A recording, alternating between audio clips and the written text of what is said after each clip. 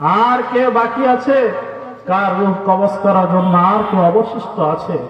তখন আজরাইল আলাইহিস সালাতু ওয়াস সালাম বলবে, হে আল্লাহ, একমাত্র আমি বাকি আছি, আর কেউ বাকি নাই। মানুষ নাই, জিন নাই, প্রাণী নাই, কোন ফেরেশতা বাকি নাই। সবার রূহ কবজ করে ফেলেছি, মাত্র আমি শুধু বাকি আছি। আর আপনি আল্লাহ তাআলা তো আছেন। তখন আল্লাহ তাআলা আজরাইল আলাইহিস সালাতু ওয়াস সালামকে বলবে, মউত, ইয়া মালাকাল মউত, মউত, হে আজরাইল, মালাকুল মউত, তুমিও মৃত্যুবরণ করো। সুবহানাল্লাহ।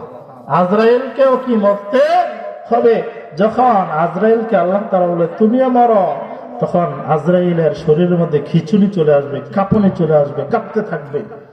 এর আগে এখনো আজরাইল আলাইহিস সালাতু ওয়াস সালাম জানে না যে সে নিজের রূহটা নিজে কবজ করতে হবে, এখনো জানে না। আল্লাহ তাআলা আদেশ, মরতে হবে। জান্নাত জাহান্নামের মাঝখানে যে আরাফ নামক জায়গা আছে, ওই জায়গায় গিয়ে আজরাইল এত জোরে চিৎকার দিবে, আওয়াজ করবে, চিৎকার করে নিজের রূহ নিজে কবজ করে একেবারে শেষ হয়ে যাবে। সুবহানাল্লাহ। যখন কিয়ামত কায়েম হয়ে যাবে, যখন কঠিন সময়ে সূর্য যখন তাপ দিবে, মানুষ পিপাসার অবস্থায় পানির জন্য হাহাকার করবে। একবার একটু ছায়ার জন্য, ছায়ার নিচে থাকার জন্য, রোদ থেকে বাঁচার জন্য ছায়ার নিচে আশ্রয় নেওয়ার জন্য মানুষ তালাশ করবে। কোনো ছায়া থাকবে না কিয়ামতের দিন, একমাত্র রব্বুল ইজ্জতের আরশের ছায়া ব্যতীত কোনো ছায়া থাকবে না। নবীজি হাদিসের মধ্যে বলেন, قال رسول الله صلى الله عليه وسلم سبعة يظلهم الله في ظله يوم لا ظل إلا ظله বিশ্বনবী সরকার দোয়ালাম নবী মুহাম্মদুর রাসূলুল্লাহ সাল্লাল্লাহু আলাইহি ওয়াসাল্লাম বিশ্ব নবী বলেন, কিয়ামতের দিন যখন কোনো ছায়া থাকবে না, যখন কোনো ছায়া থাকবে না, সেই কঠিন মুহূর্তে একমাত্র ছায়া থাকবে রব্বুল ইজ্জতের আরশের ছায়া। সুবহানাল্লাহ।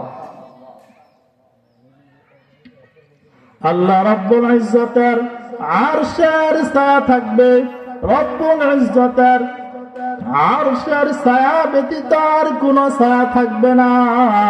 ওই ছায়ার নিচে আশ্রয় পাবে, ওই ছায়ার নিচে থাকতে পারবে 7 শ্রেণীর লোক। কয় শ্রেণীর লোক?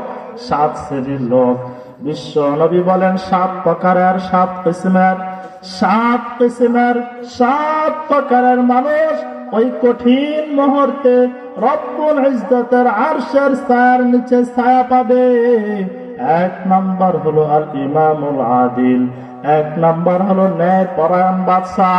যে বাদশা ন্যায় পরায়ণ, যে বাদশা জনগণের সাথে ভালো ব্যবহার করে, ইনসাফ করে, এমন ইনসাফ ওয়ালা, আদিল ওয়ালা, ন্যায় বিচারক, শাসক বাদশা কিয়ামতের দিন আল্লাহ তাআলার আরশের ছায়ার নিচে ছায়া পাবে।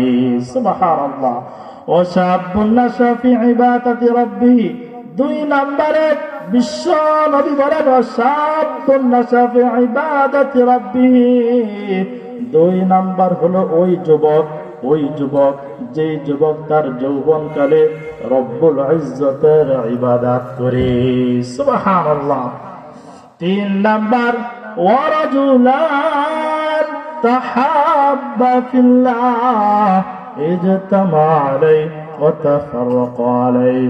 3 নাম্বার হলে ওই 2 ব্যক্তি, যেই 2 ব্যক্তি একজন আরেকজনকে রব্বুল ইজ্জতের জন্য ভালোবাসে, আল্লাহর জন্য ভালোবাসে একজন আরেকজনকে, এবং আল্লাহর জন্য একত্রিত হয়, আল্লাহর জন্য পৃথক হয়, এমন ব্যক্তিরা কিয়ামতের দিন আল্লাহ তাআলার আরশের ছায়ার নিচে ছায়া পাবে।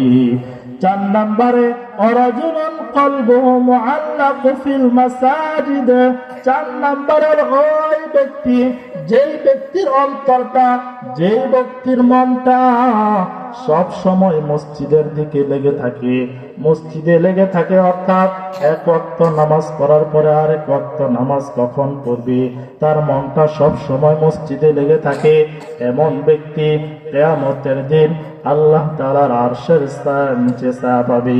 সুবহানাল্লাহ। 5 নম্বরে রাজুলুন তালাবাতু যাতু মানসিবি ওয়া জামাল ফাকালা ইন্নী আখাফুল্লাহ।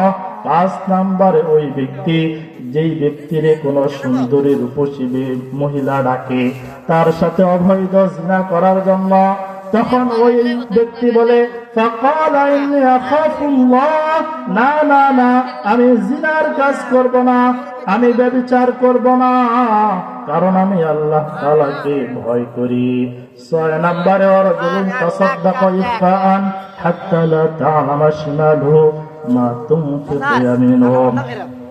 6 নম্বরে ওই ব্যক্তি, যে ব্যক্তি এমন গোপনে দান করে, এতটা গোপনে সদকা করে যে সে তার ডাইন হাতে দান করলে বাম হাত টের পায় না। সুবহানাল্লাহ। 7 নম্বরে রাজুলুন যাকারাল্লাহ খালিয়ান ফাফাদাত আইনা। 7 নম্বরে ওই ব্যক্তি, যে একাকিত্বভাবে গোপনে আল্লাহ তাআলার ভয়ে ক্রন্দন করে, আল্লাহ তাআলার ভয়ে কাঁদে, যে কেউ দেখে না, আল্লাহ তাআলার ভয়ে সে কাঁদে আর জিকির করে, ওই ব্যক্তি কিয়ামতের দিন আল্লাহ তাআলার আরশের নিচে ছায়া পাবে। সুবহানাল্লাহ। প্যারা হাজিরিন, সময় সংক্ষিপ্ত।